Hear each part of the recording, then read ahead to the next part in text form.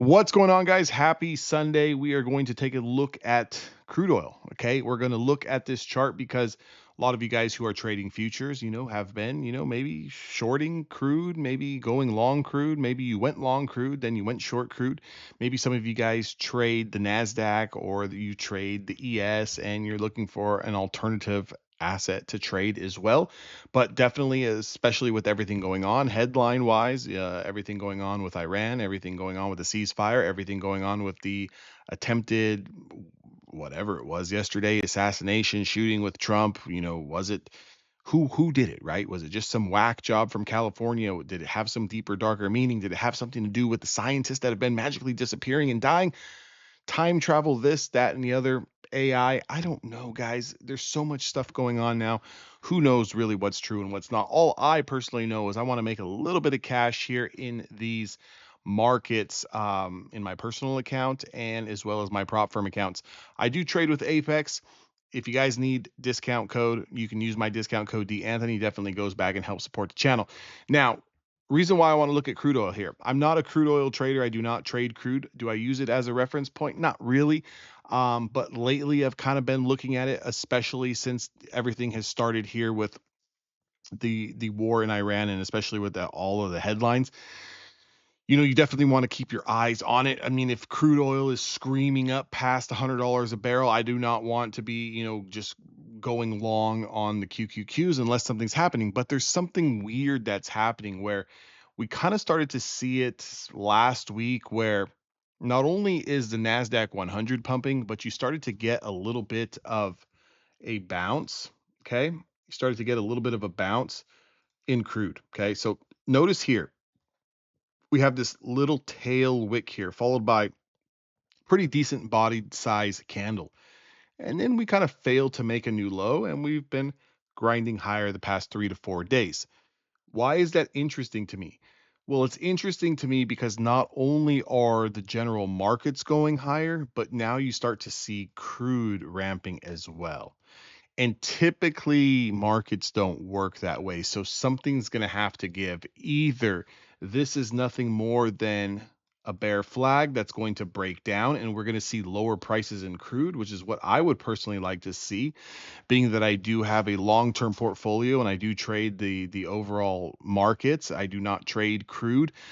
I mean, it just feels better when things are going higher, right? We want to see lower gas prices. We want to see lower prices on crude. We want to see stocks and all the names that we love continue to go higher. So naturally, we want to see this be a little bit of a flag pattern to the downside.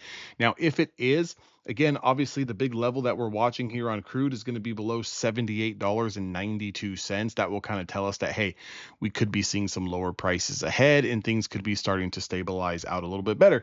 But if the market, you can see here on Friday, it didn't really have a red day per se where we closed below the previous day's channel, but it was kind of just a little bit of a pause candle. Now, this could definitely just be a little bit of consolidation for a continuation in the grind higher. And if we do see that grind higher, what we're going to want to watch out for on the QQQ, if you guys do trade that or you guys trade the NQ futures or even the ES futures, is if you do start to see that crude oil start to spike up towards that $100 a barrel again, we might need to kind of put the brakes on the long-sided positions, especially if we do have a pretty aggressive headline that comes out. So what levels would I be looking for here on crude? I want to really dive into a lower time frame chart, like a 1 hour chart. Now we can kind of see here, what type of pattern are we forming? You can see if we just kind of go back 4 days, we are putting in higher lows where even on Friday, yeah, we did pull back a little bit. It was still a higher close than on Thursday.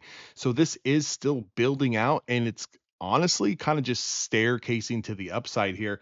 So if you watch crude oil into the overnight session, into the New York session, if it just kind of pulls back here, but it holds Friday's low, that's something that I would look for in terms of a potential catch and bounce.